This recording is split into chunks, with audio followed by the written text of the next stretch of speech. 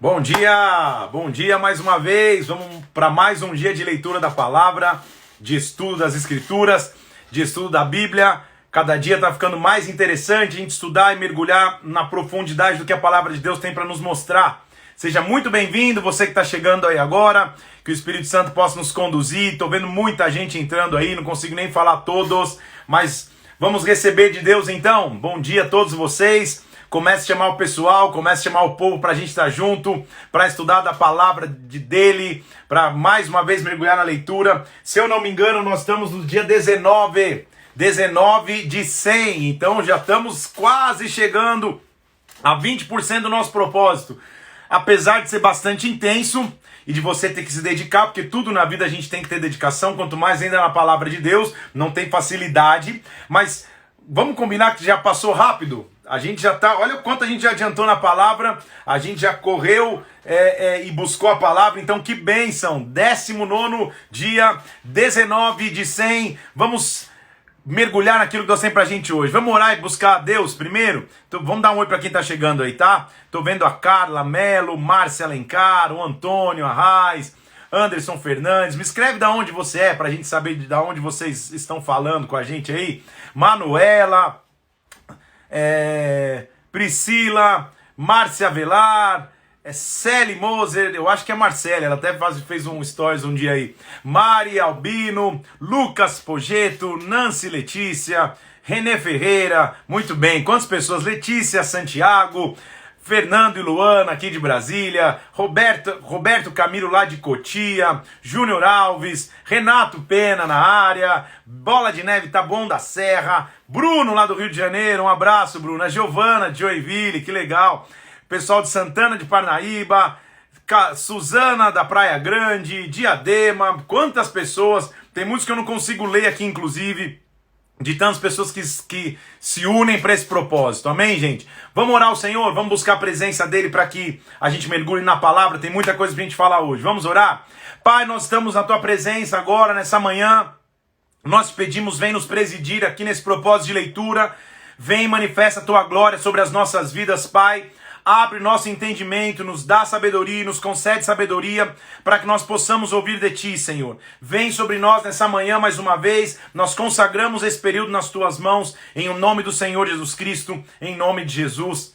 Amém e amém. Vamos nessa, que Deus nos abençoe. Vamos mergulhar. Uma coisa importante, você vai ver na arte da leitura bíblica aqui que você deve ter, que o livro de Ruth não está contemplado. Por quê? Porque o livro de Ruth está dentro da leitura de hoje. Ele é um livro tão curto, são 4 capítulos, então ele está dentro da leitura de hoje. A gente vai hoje de Juízes 14 até 1 Samuel 2, nesse bolo aí tá o livro de Ruth, tá bom? Só para você acompanhar, não por o livro de Ruth não, é para ler o livro de Ruth, tá? Então vamos nessa. Como eu já disse, hoje nós vamos na metade do livro de Juízes entender o que eu considero ser o fundo do poço. Sabe quando chega o fundo do poço do distanciamento de Deus, o fundo do poço daquilo que é o homem sem a presença do Pai ou sem a direção de um líder? Deus fez questão de deixar isso expresso aqui em Juízes para que a gente pudesse saber o que acontece com o ser humano quando ele fica tão distante de Deus, quando ele fica tão distante do que é a presença de Deus.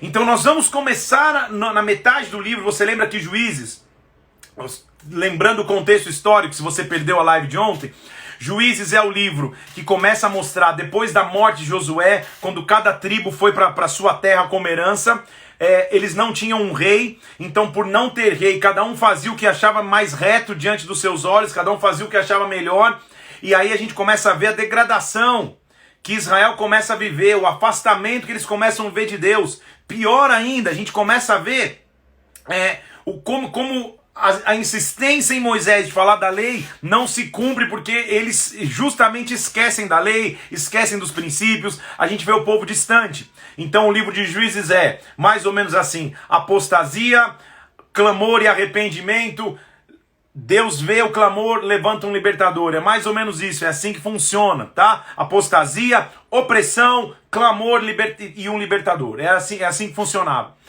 Começamos ontem, terminamos a leitura de ontem, vendo um milagre na família de um homem chamado Manoá, que acaba gerando um filho, apesar de sua mulher ser estéril. Ele gera um filho. A ordenança é que esse filho tivesse um voto de nazireado, um nazireu, ou seja, ele não deveria cortar o cabelo, não deveria ingerir frutos da videira, ou seja, bebida, vinho, e também não podia tocar em nada morto. É o voto de nazireado que a gente leu lá já na lei. Esse homem gera um filho, e o filho dele é um nome muito conhecido chamado Sansão. Sansão foi um homem conhecido por sua força tremenda. Mas vamos ler as minúcias e alguns detalhes da vida de Sansão. Então a leitura hoje começa em Juízes capítulo 14. A primeira coisa que a gente vai começar a ver é que a Bíblia já vai mostrar uma fraqueza de Sansão. Então entenda uma coisa, o inimigo conhece nossas áreas fracas. Olha aqui que xícara gracinha que minha esposa colocou hoje. Ele conhece as nossas áreas fracas, ele sabe o que a gente passa, ele sabe o que a gente atravessa. Ele sabe quais áreas ele vai nos atacar. E você vai perceber que Sansão tinha uma área fraca. Na verdade, no meu entendimento, duas. As áreas fracas de Sansão: sua soberba e mulheres. Sempre com mulheres ele caía, ele era derrubado, ele se atrapalhou. Vamos começar a ler ali? Que começa então, pensa, ele era um nazireu, ele era um cara que não cortava os cabelos, não bebia bebida alcoólica, não tocava em nada morto, ele era um cara consagrado a Deus. Deus deu a ele uma força. E a Bíblia diz que ele desceu e chegou para os seus pais, falou assim, versículo 1 do capítulo 14: Pai, estou apaixonado por uma das filhas dos filisteus. Os filisteus eram os inimigos do povo de Deus. Então já começou meio estranho, porque ele já queria casar com uma mulher que não era do seu povo. Os pais falaram, poxa, não é possível que não tenha uma mulher aqui entre o nosso povo para você casar, você vai ter que buscar uma mulher entre as filhas dos filisteus. A Bíblia diz, o que os pais não sabiam é que Deus estava no controle disso tudo, porque Deus queria causar uma ocasião contra os filisteus. Então, essa paixão, esse amor que Sansão acabou tendo por uma mulher dos filisteus, estava no controle de Deus, estava na permissão de Deus, fazia parte do plano de Deus. Versículo 4 diz isso. A gente começa a ver o relato de como ele era forte, porque a Bíblia diz que, chegando ali naquela região, sai um leão novo para buscá-lo ali, ou para atacá-lo. O Espírito do Senhor encheu dele, ele rasgou o leão no meio com as próprias mãos, como quem rasga um cabrito, era o costume rasgar um cabrito. Então ele tinha tanta força que o leão novo, um leão com vigor, veio por orelha, ele rasgou o leão no meio. E ele falou para aquela mulher, a mulher se agradou. Versículo 7, aí começa a ruína dele, ele falou com a mulher se agradou, pô, você é o cara, hein, você rasgou um leão com as mãos. E ele voltou naquele dia e viu o corpo do leão. E tinha um enxame de abelhas lá que se formou dentro do corpo, da carcaça, da carniça do leão. E ele vai lá e pega do favo de abelha e começa a comer do favo de mel. Ué, Sansão, você não tem um voto que você não pode tocar nada morto? Por que você está tocando a morte? Por que você está tocando a carcaça de um leão morto? Ele já começou a não observar o voto que ele tinha para com Deus. Porque pela sua soberba, ele viu que a sua força, o seu poder, a sua magnitude que ele tinha de rasgar um leão com as próprias mãos, era muito mais forte do que o voto que ele tinha com o pai. O que nós temos que aprender, queridos irmãos e irmãs? Às vezes, na carcaça de morte tem um favo de mel, que mesmo sendo doce, a origem é morte. E a gente não pode tocar nesse mel, porque eu não tenho que ter compromisso com a morte. Ele começa a caminhar com soberba, se acha para a mulher, fala, olha só o que eu fiz. No que seria a sua festa de preparativo para o casamento, um banquete que ele faz para se preparar para casar com aquela mulher, ele faz um banquete, e no banquete ele faz um enigma, sabe? Começou a se ensoberbecer, começou a dizer assim, olha, um enigma para vocês, quem acertar o enigma, olha, eu vou dar 30 vestes festivas. Que era mais ou menos, eu vou ter que matar ou subjugar 30 homens, arrancar a veste deles e dar para vocês. Se vocês não acertarem, vocês vão dar para mim. Brincando com fogo, uma besteira, só porque a força que Deus o tinha dado, ele agora estava usando para ficar soberbo. Então, do dom que Deus nos deu, Vamos parar um pouquinho aqui, do dom que Deus te deu, seja ele pregar palavras, seja ele cantar, seja ele tocar, seja ele adorar, seja ele profetizar, você jamais pode virar uma pessoa soberba pelo dom que Deus te deu, é o presente que Deus te deu para você servir o reino, servir o corpo. Se você se torna uma pessoa soberba, perdeu todo o sentido. Então da força que ele tinha, ele estava se ensoberbecendo da força, ao invés de se continuar humilde a Deus. Então ele chega na festa e fala, um enigma para vocês, versículo 14 do capítulo 14, do comedor saiu comida, do forte saiu doçura. Fez uma piadinha, assim, um enigma. Quem descobrir esse enigma, eu vou conseguir. Eu vou dar 30 peças de roupa festivas para eles. E aí o pessoal fica encucado, ninguém consegue acertar o enigma. Só que a mulher que era do povo filisteu,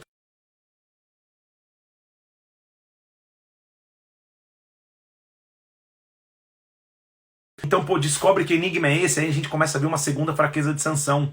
Cair por causa de mulheres. Porque daí a mulher chega pra ele e pensa, uma mulher pra casar chorando todo dia. Ah, você não quer me contar o enigma, você não quer me contar o enigma. Versículo 16, a mulher de Sansão chorou diante dele. Ah, você me aborrece, você não me ama, porque você falou pros meus patrícios um enigma para decifrar, mas você não declarou a mim. Sansão parece forte, ele fala assim, nem se minha mãe e meu pai perguntassem a resposta do enigma eu contaria, mas a mulher chorava 7 dias enquanto eles celebravam a festa. Então a festa que era o preparativo do casamento, a mulher chorando a festa inteira, sangue de Cristo tem poder. Nesta fraqueza ele fala, tá bom, vai, então eu vou contar só pra você, para de me importunar, vou contar pra você. A resposta é essa, eu matei um leão e do comedor, que era o leão, saiu doçura, do que era forte saiu doçura, é isso, hein? Ele fez um enigma pra se enaltecer. Na cabeça dele ele ia reunir todo mundo na festa, ninguém ia aceitar, falou, na verdade, deixa eu contar essa história, eu matei um leão com as mãos, ele estava ensoberbecido com o seu dom. E aí, quando ele conta para a mulher de imediato vai lá e conta para os patrícios dela, para os filisteus. E na festa, quando Sansão achou que ia reinar, os filisteus sabiam antes. Versículo 18, que quando eles chegaram para Sansão, os homens disseram, ah, que coisa mais doce que o mel, que coisa mais forte.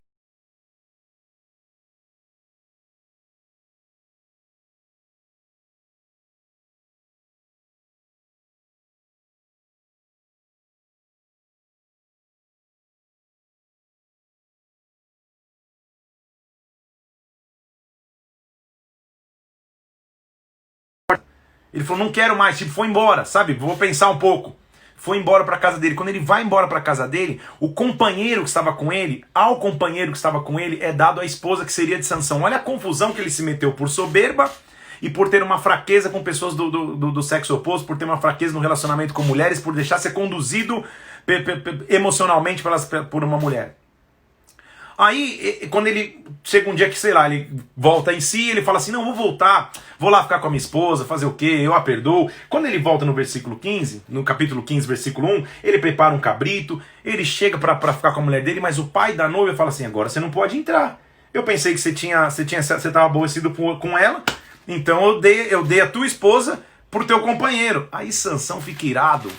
Sansão vai lá pegar raposas, amarra uma raposa no rabo da outra, queima um campo inteiro dos filisteus, faz uma confusão, compra uma guerra desnecessária que começou por imaturidade. Então será que, Sansão, a tua força que Deus te deu era para ser usada dessa forma? Aí Sansão tem que sair correndo, feriu um monte de gente com carnificina, fez uma confusão por causa dessa ferida, matou o filisteu, queimou o campo deles de cereal, versículo 16, feriu o povo com grande carnificina e foi se esconder na fenda de uma rocha, ficou num buraco de uma rocha escondida. Os filisteus foram atrás deles e essa rocha onde ele se escondeu era no povo de Judá. Pô, a gente não quer nada com vocês, só dá Sansão pra gente aí, porque a gente quer honrar o que ele fez lá conosco, ele queimou nossos campos, matou nosso povo. Aí a galera de Judá vai lá e fala, ó, Sansão, a gente não vai te matar, a gente vai só te amarrar. Amarram Sansão com cordas novas, ele fica amarrado ali, ó, versículo 13. Amarraremos e te entregaremos nas mãos deles, de maneira nenhuma a gente vai te matar. E amarraram Sansão com 2 cordas novas. Então ele fica amarrado lá e os filisteus vêm para matá-lo. Quando os filisteus chegam para matá-lo, a Bíblia diz que ele rompe as cordas, olha a força que ele tinha, cordas novas, fortes. Ele rompe as cordas como se fosse um linho queimado, ou seja, um negócio fraquinho. Ele arrebenta as cordas com a mão, ele vê uma queixada de um jumento ali, pega a queixada e sai batendo todo mundo, pá, de um lado, pá do outro, backhand, forehand, sai batendo em todo mundo ali. dizendo com uma queixada de um jumento eu firo um monte, com outra queixada eu firo 1000 pessoas, e ele mata o exército inteiro deles. Ele mata todo mundo. E aí ele mostra sua força, vence os filisteus, aí você fala, poxa, agora, glória a Deus, agora ele vai entender, ele aprendeu com essa experiência, que mesmo assim Deus foi misericordioso com ele usou a força de maneira errada para se soberbecer, agora vai melhorar, ok? Mas aí a gente vê o capítulo 16, versículo 1, mais uma vez a fraqueza dele se manifestando, porque ele chega numa região de Gaza, encontra uma prostituta e dorme com a prostituta, ou seja, de novo uma fraqueza. Então o que eu estou dizendo? Satanás conhece as nossas áreas fracas. Meu querido irmão e irmã, não adianta você ser um excelente pregador da palavra se nas áreas fracas você cede terreno para o inimigo. Não adianta você ser um excelente adorador, um excelente baterista, instrumentista, um excelente intercessor, se de domingo, se de segunda a sábado, de segunda a sexta, você dorme com o inimigo. Só fica nessa aí, só para levar uma canelinha hoje, vamos nessa. Então Sansão chega lá, ele dorme com a mulher, dá aquela coisa, o pessoal quer pegar ele foge antes. Mais uma vez a fraqueza, aí ele foge antes do pessoal, o pessoal vai lá na cerca, a casa que ele estava com a prostituta, ele consegue fugir. Então sempre o pessoal estava atrás dele, nas fraquezas. Aí você fala, pô, agora ele aprendeu, agora vai ficar forte. Sabe o que acontece? Ele chega num outro povo, versículo 4 do capítulo 16, e se afeiçoou uma mulher chamada Dalila. Se apaixona por uma outra mulher. Você está vendo quantas áreas fracas? Ou seja, a mesma área fraca, e quanto só trocou os personagens. Pô, ele já tinha quase morrido lá com os filisteus porque uma besteira de um enigma. Aí dorme com uma prostituta, quase morre porque o pessoal cerca a casa e ele tem que sair correndo. Agora ele se apaixona por uma tal de Dalila. Aí a Dalila, ele fica com a Dalila, começa a ter um relacionamento com ela, papapá, love's in the air, então ótimo. Só que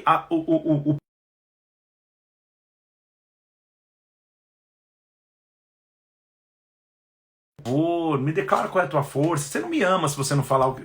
É a mesma artimanha da esposa que ele queria casar. Ah, você não me ama, me conta o teu segredo. Você não me ama, me conta o teu segredo. E ele começa meio que mostrando ser firme. Ah não, meu segredo é, se me amarrarem com tendões frescos, eu perdi a força. Aí ela vai lá e amarra ele com tendão fresco, esconde o povo na casa dela, grita, chegou os filisteus! Ele rompe os tendões. Mesmo assim ele não acorda, que ele estava do lado de uma mulher que o iria trair. Que ele estava lidando com alguma coisa que ia o derrubar. Aí de novo ele fala assim, não, tava brincando, agora é comigo. Mentira, eu tenho que ser amarrado com cordas tal. Minha força tá aí. Aí ela amarra com essas cordas, ele grita, os filisteus chegaram, ele acorda, arrebenta essas cordas. Ele não acorda mesmo assim. Não acorda para a realidade. Aí ele fala, não, a verdade é que se você pegar e colocar meu cabelo numa máquina de tear, e fazer tranças no meu cabelo, aí ele começou a mexer num terreno perigoso, porque ele tá quase perto de revelar o segredo. Sabe aquela brincadeira, tá quente ou tá frio? Antes ele tava distante, falando que era corda, meio... Aí ele já começa a brincar com coisa séria. Ah, se você amarrar minha... Não era isso, mas se você fizer tranças com o meu cabelo, 7 tranças no tear, a mulher faz isso. Grita, ele acorda, vê, pô, será que ele não acordou de falar, pô, essa mulher tá querendo arrancar minha força? É isso mesmo? Por que ele não levantou e foi embora? Exatamente assim nós somos às vezes. A gente fica flertando e brincando com o pecado. O pecado já mostrou de diversas formas como vai nos derrubar. Já mostrou diversas formas como vai nos aniquilar. E a gente continua flertando e brincando. Então dá uma olhadinha aí no teu WhatsApp se não tem algumas Dalilas ou Dalilos. Dá uma olhadinha nas tuas mensagens inbox se não tem algumas Dalilas ou Dalilos. Dá uma verificada na tua conta de Netflix ou de Amazon Prime, ou dos filmes que você assiste, se não tem alguns filmes meio Dalila aí, se não tem um material meio Dalila que você tá assistindo e brincando, achando que vai controlar. Sansão tava dizendo, não, eu controlo, imagina, deve ser só uma pegadinha que ela tá fazendo comigo. A mulher enche tanto a cabeça dele, olha que fraqueza, como que ele não se levantou e foi embora, como um cara tão forte de um lado, era tão fraco do outro. Ela chega e fala, chega, agora você tá zombando de mim. Versículo 16, ela importunou tanto todos os dias e o molestou tanto, que ele ficou com uma impaciência a ponto de matá-la. Ele falou, chega, para de me encher, eu vou contar, hein? Vou te contar, já que você quer saber. Olha como ele foi cego, entregue nas mãos do inimigo. Se cortarem meu cabelo na navalha, aí minha força acabou. Ele revelou o segredo porque era o voto dele. Então a força dele não era o cabelo, a força dele era o voto. Estão comigo? A força dele não eram as tranças, a força dele era o voto. Se cortarem meu cabelo na navalha, acabou minha força. Ela faz isso, os filisteus chegam, destroem ele, arrancam os seus olhos, perfuram os seus olhos e ele literalmente fica cego. O que ele estava espiritualmente vira agora naturalmente. Então o que eu faço no mundo espiritual traz uma consequência no mundo natural. Naturalmente agora ele está cego.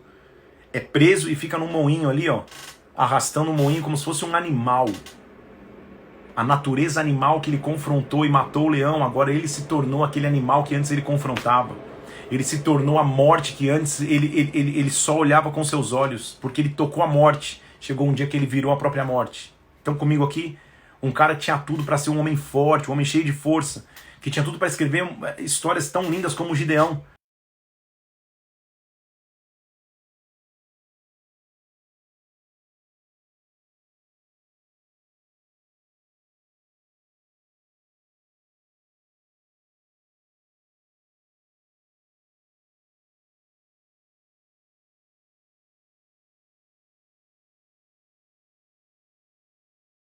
Na internet dela, mas eu acho que estamos indo. Me avisa aqui se pausou o vídeo, tá? Isso, eu vou ativar até os comentários pra vocês me avisarem. Tá tudo certo? Estão acompanhando aí? Alguém só me avisa se travou pra vocês também, porque a pastora tá acompanhando num outro computador e disse que travou. Então me fala se vocês estão aí ainda. Só me dá um legalzinho. Estão aí? Tá funcionando? Tamo nessa? Tá uma galera falando oi, sim. Deu uma parada. Denis, tá tudo certo, gente? Estão conseguindo assistir? Estão acompanhando? Obrigado, pastor, por avisar a gente aí. Deve ter travado o dela ou de alguém. Se estiver funcionando, vocês me avisam. Só dá um legalzinho aí, ó, para eu poder continuar. Tamo indo? Ótimo. Tá indo aí, gente? Travando? O Lucas tá escrevendo? A Fran tá dizendo que tá sim. A Pri tá dizendo que sim. E agora? A Aline tá dizendo que sim. Então tá indo, tá? Vou continuar. Vou nessa. Vou tirar os comentários para você não se distrair. Voltando aqui, então... Eu tava falando de Sansão, que tinha tudo para escrever uma história abençoada.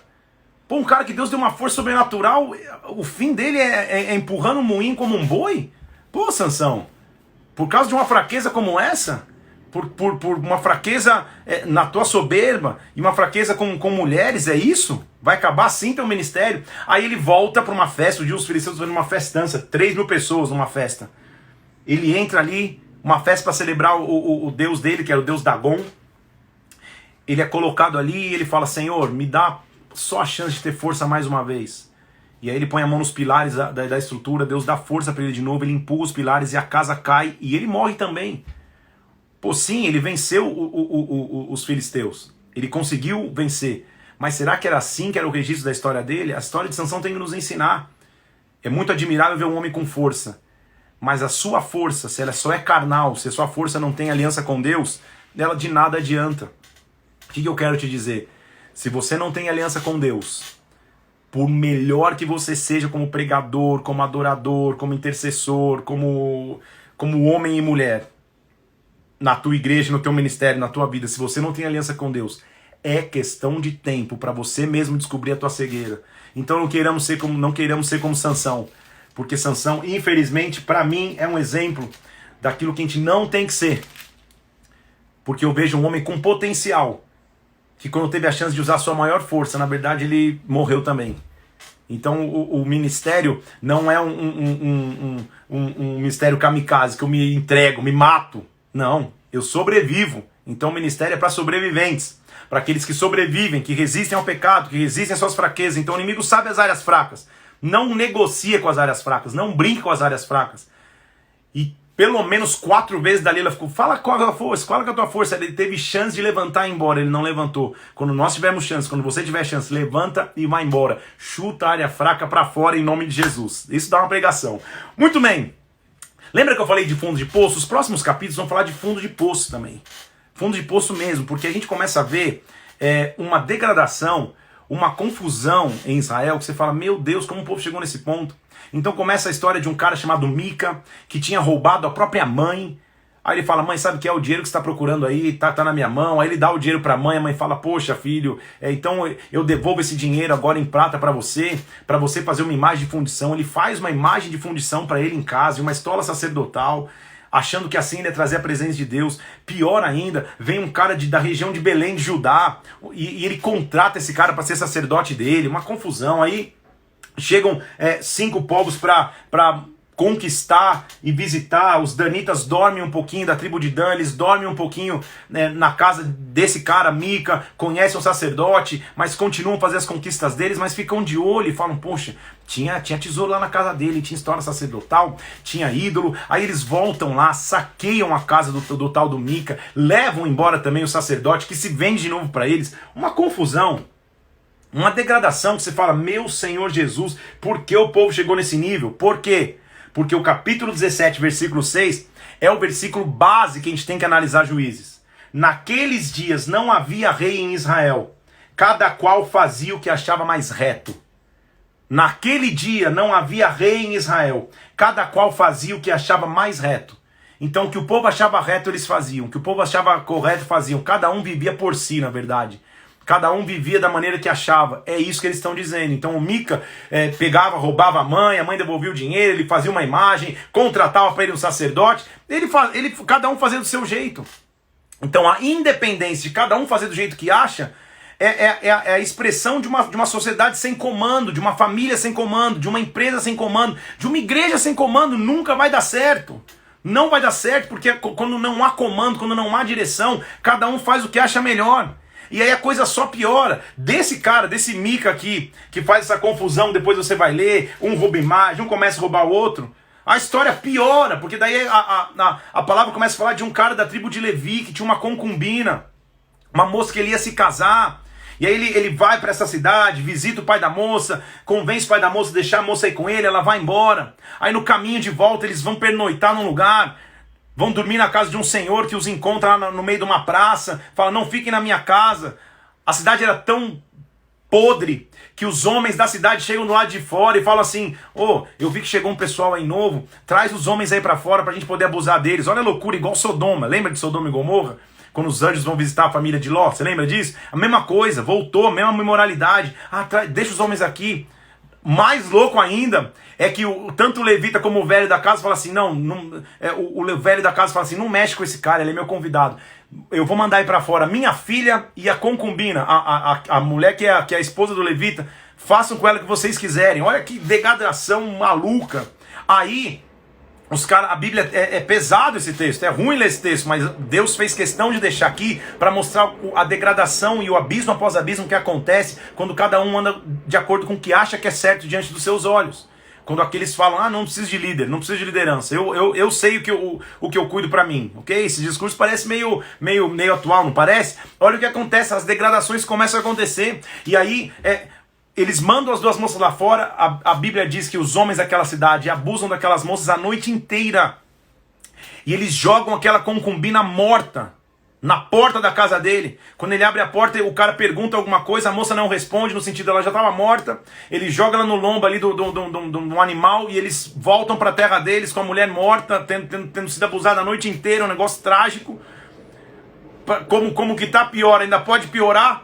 Ele parte, olha a loucura da história, ele parte essa moça em 12 pedaços e manda um pedaço para cada tribo para dizer, é isso? Os caras vão fazer isso com a esposa de alguém da tribo de Levi e a gente não vai reagir? Olha a confusão que o povo está começando a viver. Como é pesado ler esses trechos de Juízes, mas Deus fez questão que tivesse aqui para mostrar o quão longe, o quão fundo alguém pode ir sem a presença de Deus. Aí eles dividem. Ele divide lá o pedaço, você vai ler, tá tudo lá no capítulo 19 no final, ele pegou um cutelo, versículo 29, só pra você ler, tomou meu prazol, pegou um cutelo, uma faca, despedaçou a mulher em 12 partes e enviou para as tribos de Israel. Sangue de Cristo tem poder, nunca se fez, nem se viu algo assim em Israel, desde o dia que os filhos tinham subido no Egito, versículo 30, olha lá. Desde os tempos que eles tinham subido do Egito. Ou seja, chegaram no fundo do poço. Tipo, nunca um absurdo desse aconteceu. O cara fazendo ídolo em casa. Até aí já tinha várias pessoas acontecido. Agora, um cara que quando ameaçado de ser abusado, ele joga a esposa ou a concubina no fogo e deixa a mulher lá a noite inteira sendo destruída. Isso nunca tinha acontecido. E pior ainda, ele pega e divide a mulher. Tipo, degradação total. Fundo de poço total. Vai piorar ainda, porque olha como é um abismo que chama outro abismo, porque quando os israelitas veem isso, cada um recebe, sei lá, um pacotinho lá com um pedaço do corpo da mulher, eles falam assim, que absurdo é esse? Nós vamos lutar, nós vamos vir lutar, nós vamos vingar essa mulher que foi morta por esse povo de Gibeá, como assim, papapá? Só que Gibeá ficava na terra de Benjamim. Quando eles era um povo inimigo, mas a terra de Benjamim. Quando eles chegam para trazer vingança, a tribo de Benjamim não aceita entrar nessa vingança. Então, olha o que acontece. Antes, versículo 14, os filhos de Benjamim se ajuntaram nas cidades de Gibeá para lutar contra os filhos de Israel. Então, olha o que começa a acontecer. Tribos que antes conquistaram a terra prometida juntas, agora elas vão brigar entre si. Olha a degradação que acontece. Para olhar. Uma empresa que não tem comando, começa a acontecer mandos e desmandos, começa a acontecer imoralidade, começa a acontecer roubos, começa a acontecer de tudo, e as pessoas começam a brigar entre si, porque não tem comando. Uma igreja, quando não tem comando, ou quando as pessoas não respeitam o comando que Deus colocou, as pessoas começam a brigar entre si, há imoralidade, há pecado em oculto. É Bíblia, não é só sociedade moderna, é Bíblia. A Bíblia está mostrando, olha o que acontece. Se vocês não têm um rei, ou seja, se vocês não seguem um rei, se vocês não têm direção, se vocês não têm comando terreno e muito menos comando celestial, vocês vão se degradar, vocês vão entrar em imoralidade, em perversidade, e o final da história é que vocês vão brigar entre vocês. Então olha que absurdo, a tribo de Benjamim se levanta para guerrear contra Israel, defendendo o absurdo que tinha sido feito com aquela mulher, e eles começam a brigar entre si. A tribo de Israel tem que dizer, poxa, e agora, Senhor, a gente pode subir e guerrear contra Benjamim? Deus diz, vai. Aí começa uma matança, Benjamim aparentemente começa a ganhar, daqui a pouco vem o povo de Deus, começa a ganhar também. Sabe qual é o resultado disso? Quase toda a tribo de Benjamim é exterminada, sobram 600 homens, que não é nada, versículo 47, 600 homens do capítulo 20, 600 homens viraram e fugiram para o deserto, para pelo menos não acabar a tribo. Quando acaba essa guerra, morreu milhares de pessoas, olha lá, 25 mil homens. As tribos de Israel quase acabam com a tribo de Benjamim. Olha que desgraça, olha que fundo de poço, olha que situação difícil. E aí, eles mesmos acordam em si depois da guerra e falam, meu Deus, Senhor, a gente vai acabar com uma tribo, nos perdoa, e agora? Então olha que loucura que a sociedade tinha chegado.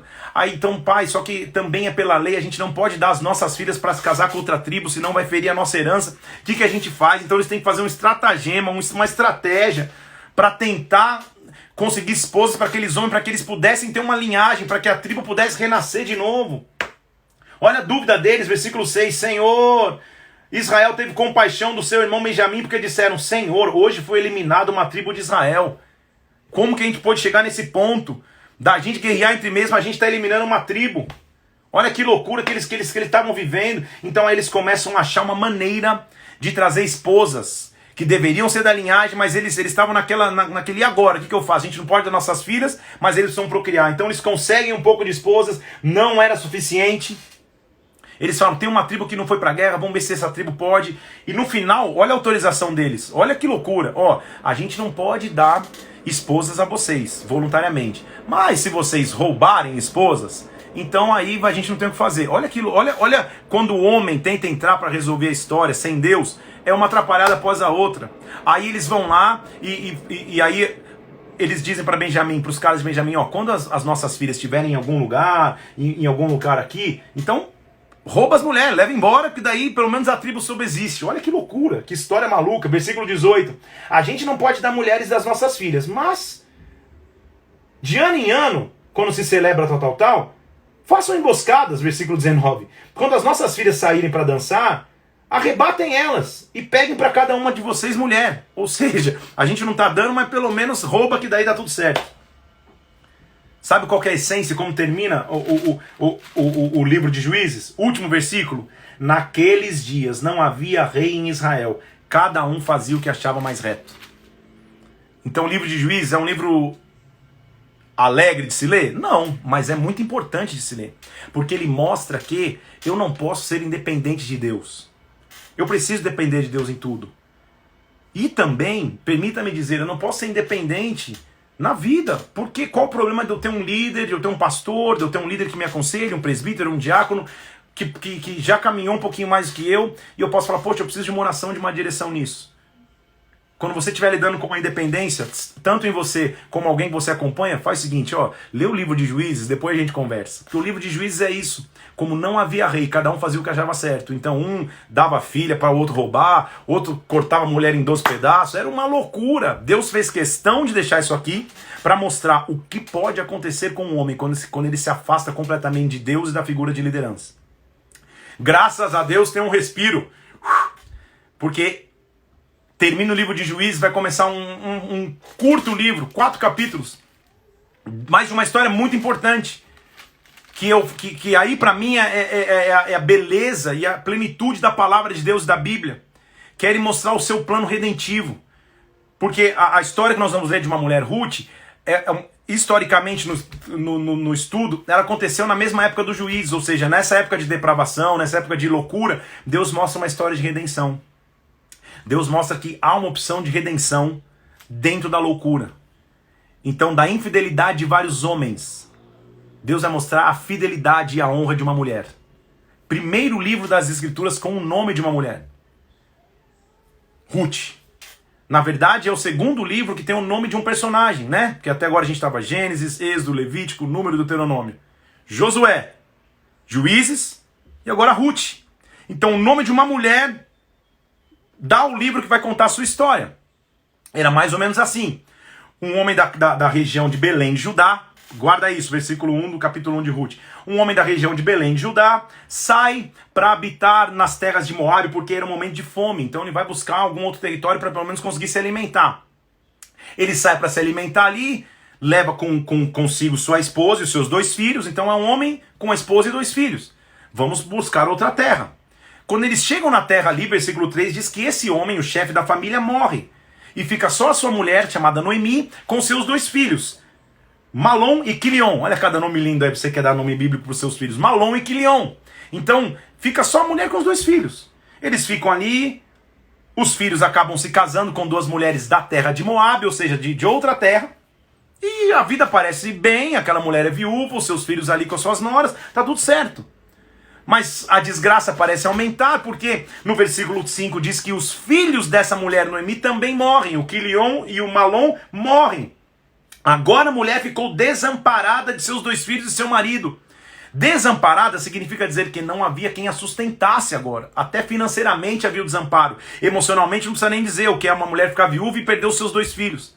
Só que agora então ficaram as 3 mulheres. Ficou Noemi, Ruth e Órfã, que é o nome da sua outra nora. Elas começam a falar, poxa, e agora? Noemi vira e fala, poxa, filhas, voltem cada um para casa de vocês. Tentem casar de novo, sejam felizes, encontrem outros maridos, vocês são jovens, volta, beijo, vambora. As 2 responderam, não, a gente vai com você até o seu povo. Noemi falou assim, como? E Noemi, óbvio, a gente vai ver em Noemi uma mulher amarga. Ela diz assim, como? Não vou gerar mais filhos. E mesmo que eu gerasse até os filhos crescerem, eu não tenho mais nada a oferecer a vocês. Vão embora, vão viver a vida de vocês. Voltem, filhas, eu sou velha demais para ter marido. E ainda que eu tivesse, não vou ter filhos. Versículo 13, vocês esperariam os filhos ficar grandes? Versículo 13. Vocês vão deixar de ter marido? Não, por vossa causa a mim me amarga. O Senhor descarregou a mão contra mim. Ela estava irada, ela estava amargurada. Então, órfã, orfã, né, órfã, a primeira nora já vira e falou, pô, já que liberou, já, né, na primeira vez falei que não, agora na segunda fui. Ela se beija e despede de sua sogra e vai embora. Mas Ruth se apegou a ela. E Ruth disse assim, Noemi falou, tua cunhada foi embora, pode ir. Olha a resposta de Ruth. Versículo 16. Não me force a ir, não me obrigue a não te seguir. Onde você for, eu irei. Onde você pousar, eu vou pousar. O teu povo é meu povo, o teu Deus é o meu Deus. Que história maravilhosa. Que alento, que oásis no meio de um deserto de moralidade. Deus faz questão de colocar Ruth depois de Juízes para mostrar, assim como existem exemplos de infidelidade, como a gente leu vários em Juízes, existe exemplo de fidelidade, de lealdade, de compromisso com Ruth. Uma mulher que nem judia, da terra de Moabe. De repente ela é enxertada, começa a ver nas analogias, de repente ela é enxertada numa família. Ela diz assim, Noemi, eu não sei qual vai ser o futuro, mas o teu povo é o meu povo, o teu Deus é o meu Deus. Onde você dormir, eu vou dormir. Onde você estiver, onde você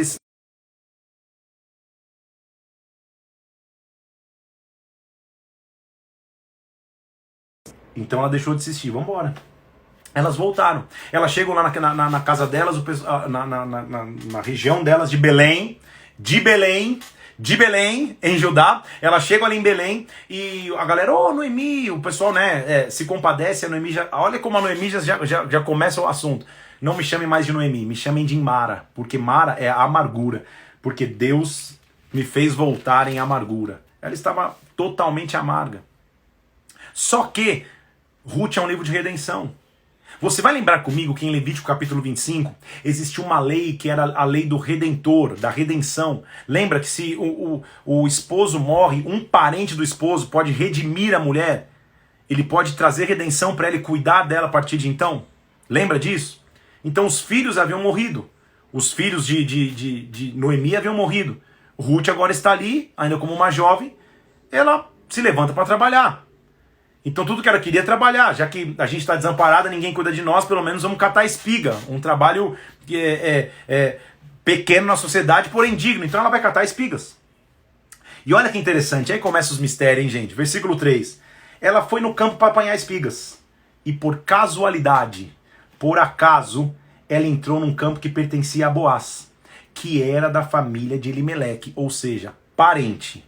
Se ele era um parente, ele poderia resgatar. Então aqui, por acaso, em Deus não tem acaso, em Deus tem propósito. Então ela começa a catar espiga ali, e o Boaz chega um dia e falou, opa, quem que é aquela moça? Ah, a história é essa, o Boaz fala, cuida dela. Deixa ela se alimentar, deixa inclusive ela levar alimento para casa, cuida dela e papapá. Ela volta para casa com provisão, Noemi fala, o que aconteceu? Ela conta o que aconteceu, ela fala, Deus está conosco. Boaz fala, eu sei da tua história, eu conheço que você se posicionou, você não abandonou tua sogra, papapá. Então começa aquele negócio. Aí Noemi fala assim, então mostra que você precisa de um redentor, Ruth. Quando Boaz estiver dormindo, vai lá e descobre o pé dele. E não era uma estratégia sexual, era uma estratégia de dependência. Vou te mostrar aqui, tá? Noemi, mais experiente, fala assim, minha filha, faz o seguinte. Quando Boaz estiver dormindo, descobre o pé dele. Banha, se unge, se prepara, fica linda. E dorme aos pés dele. Para que quando ele acordar, ele veja que você precisa de cuidado. Não era sexual, era dependência. Ela precisaria mostrar que ela precisava de um redentor. Ela precisaria chegar aos pés. Deixa eu falar de novo. Ela precisaria se render aos pés do seu Redentor. Deixa eu falar mais uma vez. Ela precisaria se render aos pés do seu Redentor. Então, ótimo. Versículo 3, capítulo 3. Se banha, se unge, põe os teus melhores vestidos, se prepara, vai lá. E tudo que você disser eu farei. Então, quando Boaz havia comido, bebido, já estava alegre e deitou. Meia-noite ela se sentou aos pés e deitou aos seus pés. Ele acordou e falou, quem é você? Ela falou, sou Ruth. Estende a capa sobre a tua serva. Versículo 9.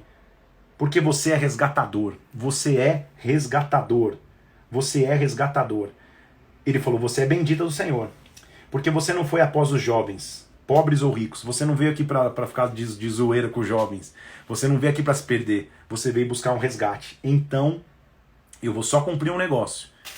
Eu sei que eu não sou o primeiro na linha de resgate, eu quero fazer um negócio legal. Se o teu resgatador primeiro na linha não quiser te resgatar, eu te resgato. Exatamente é isso que acontece. No dia seguinte ele vai falar com o resgatador fala que não tinha interesse em resgatá-la, então ele a resgata. Boaz resgata Ruth e a traz para a tribo de Judá, na cidade de Belém. Ruth, uma estrangeira que mostrou fidelidade, uma estrangeira que mostrou rendição aos pés do seu Redentor, agora se torna a peça-chave no plano de redenção divino. Por quê? Porque se você terminar, depois você vai ler lá comigo, se você terminar o capítulo, o livro de Ruth lendo, você vai ver assim, então, versículo 13 do capítulo 4, Boaz tomou a Ruth, ela passou a ser sua mulher, ele coabitou com ela, ela teve um filho. Então as mulheres disseram a Noemi, o Senhor é bendito, ele não te deixou, o seu neto vai ser resgatador. Noemi, o seu neto vai ser resgatador e o nome dele vai ser conhecido em Israel. Ué, vamos ler. Ele será restaurador da tua vida e consolador da tua velhice. Noemi pegou o menino, colocou no seu colo e foi cuidar dele. As vizinhas deram o nome, dizendo, a Noemi nasceu um filho. Presta atenção agora. O filho de Ruth. E chamaram o filho de Ruth Obed, Quem é Obed? Obed é o pai de Jessé, que é o pai de Davi. Quando Jesus Cristo é chamado de filho de Davi, ficou até arrepiado aqui, tudo começou em Ruth. Tudo começou com uma mulher que disse, eu não vou ser infiel. Eu posso estar vivendo o pior momento da minha vida, eu perdi o meu esposo. Mas Noemi, o meu povo vai ser teu povo. O meu Deus vai ser teu Deus. Deus pegou uma mulher improvável, uma mulher que nem da comunidade de Israel era, a enxertou na videira, a enxertou na comunidade de Judá, para que do ventre desta mulher viesse Obed, viesse Jessé, viesse Davi, e lá na frente, o leão da tribo de Judá, a raiz de Davi, que venceu, pudesse existir. Ruth tem uma importância muito maior do que a gente podia imaginar, porque ela é o respiro, ou ela é a figura do respiro entre a infidelidade dos juízes e o poder de redenção de Deus. É como se o livro de Juízes e Ruth fossem um só. O final do livro de Juízes não é o final do livro de Juízes. O final do livro de Juízes é o livro de Ruth, que diz, para toda essa tristeza que a gente acabou de ler, existe um Redentor que nasceu em Belém de Judá, que é a raiz de Davi. Ele venceu. Eita rajada absurda de línguas. Deus é maravilhoso, porque Ele é um Deus de redenção. Aí a gente vai começar o livro de 1 Samuel. Terminado o livro de Ruth, nós vamos para 1 Samuel. 1 Samuel começa a contar então uma época em que Deus vai começar a restabelecer a figura de líderes sobre a nação. Chega desse negócio de não ter rei, de não ter líder, porque cada um está fazendo o que é reto aos seus olhos e só estão fazendo besteira. Então começa a se mostrar e começa contando a história, o pano de fundo, para que a gente tenha um contexto de um homem chamado Eucana, que tinha duas mulheres, Ana e Penina. Penina, uma fábrica de filhos, um filho atrás do outro, e Ana sem filho nenhum, ventre fechado, triste, sem nada que nascia de si. A gente vê Eucana como o típico homem, porque a mulher triste, a mulher sem poder gerar, Ana sem poder ter filhos. Aí Eucana chega perto no versículo 8. Ana, por que você chora? Tipo, a mulher não pode ter filho. Olha como o homem é bem sensível mesmo. Por que você chora? Por que você não come? Por que teu coração está triste? Eu não sou melhor para você do que 10 filhos? A Bíblia não registra nem resposta. Ela não deve nem ter respondido. Ela deve ter olhado e falado assim, cara, meu Deus do céu, o cara não tem noção. A mulher tá chorando porque não pode ter filho. Ele vem falar, por que você chora? Eu não sou melhor do que 10 filhos. Não se compara uma coisa com a outra. Bem, Ana é a expressão de que muitas pessoas não entendem a nossa dor, não entendem o que a gente passa, não entendem as nossas dificuldades. Deus a visita. O próprio sacerdote Eli, que a Bíblia nem referencia, nem explica muito como ele chegou ao sacerdócio, mas ele está ali. Ele também não entende porque ela está orando um dia, falando lá no mover, ele fala, se afasta do vinho, para de se embriagar. Ela fala, não é vinho, eu clamo ao Senhor, papapá, e ele fala, então entrega ao Senhor. Deus vai te conceder o que você pediu. Ela fala, se eu tiver um filho homem, eu vou entregá-lo na presença de Deus, ele vai crescer como um sacerdote dentro do templo. Esse menino nasce, o nome dele é Samuel. Ele nasce, Ana o consagra, e o capítulo 2 começa com um cântico dela, mostrando a alegria que ela teve de ter esse filho, a alegria que ela teve de ter gerado esse filho. Ela chega e o entrega ali, e começa a se mostrar um paralelo entre Samuel, o filho que havia nascido de Ana, e os filhos biológicos de Eli, que pervertiam o sacrifício, que pervertiam as ofertas, que dormiam com mulheres, eram imorais. Então Deus está começando a mostrar, nunca mais o sacerdócio vai ser marcado assim não. Se os filhos naturais de Eli estão vacilando, se eles estão caindo, se eles estão rompendo a aliança, eu vou preparar um sacerdócio. E a gente vai ver uma geração de sacerdotes começando a se levantar através de Samuel. A nossa leitura maravilhosa hoje termina em 2 Samuel 2, quando a gente vê uma profecia contra a casa de Eli, dizendo que os filhos dele, Ofni e Finéias, morreriam no mesmo dia juntos porque estavam depravando o sacrifício, mas Deus levantaria um sacerdote fiel, versículo 35, do capítulo 2 de 1 Samuel. Eu vou levantar para mim um sacerdote fiel. Ele vai proceder segundo o que eu tenho no coração e na mente. Eu vou edificar para o meu sacerdote uma casa estável. Ele andará diante do meu ungido para sempre. Então a partir daí a gente começa a entender que Deus vai falar, opa, o controle é meu, eu vou colocar um sacerdote. Amanhã Nós vamos entrar então na história de Samuel, como ele escuta a voz de Deus, como Deus fala com ele, e assim Israel vai começar a entrar em outro tempo de vitórias, inclusive. Tamo junto! Quanto conteúdo! Conteúdos históricos em 14 capítulos é muita coisa. Então o que a gente tem que aprender e extrair, para você não desmaiar aí? Juízes não acaba em Juízes, acaba em Ruth. Ruth é o plano de redenção para aquilo que os homens confundiram em Juízes. Há um homem da tribo de Judá, de Belém de Judá. Há um homem que veio da raiz de Davi, que é a nossa opção de redenção e vida. Em nome de Jesus Cristo, que você receba muito de Deus.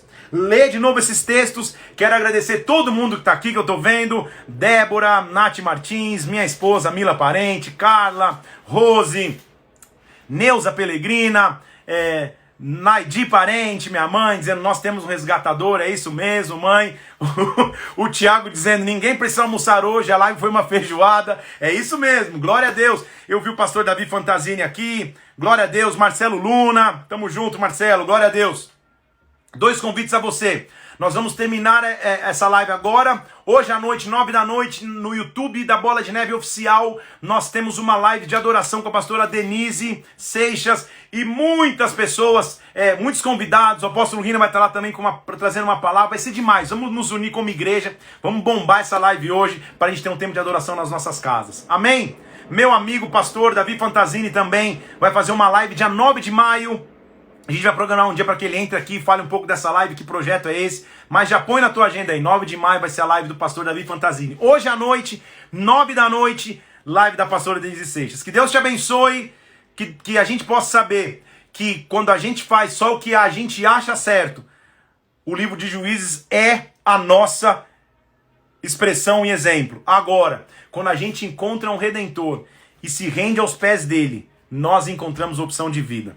Deus te abençoe em nome de Jesus. Um abraço. Te amo em Cristo. Até amanhã às 11 horas da manhã. Vamos mergulhar na história de 1 Samuel amanhã. Que Deus te abençoe. Um abraço para todo mundo. Até amanhã, 11 da manhã. Deus te abençoe.